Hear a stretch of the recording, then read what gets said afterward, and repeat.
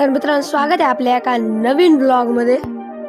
आता आपल्याला अभ्यास करायचा होता, पण बेडवर कपडे होते तर एका झटाक्यात तिकडे कपडे लावली आणि मग पुस्तक शोधायला लागलो। पुस्तकच सापडत नव्हतं आणि मग पुस्तक सापडलं तर मराठी आणि गणितचं, पण मला इंग्लिशचं पुस्तक लागत होतं। मग डबल शोधायला लागलो, सर्व शोधलं। नंतर कळालं बॅगेत पुस्तक होतं। पुस्तक घेतलं आणि लगेच अभ्यासाला बसलो। मग पहिल्यांदा हा धडा सॉल्व्ह केला।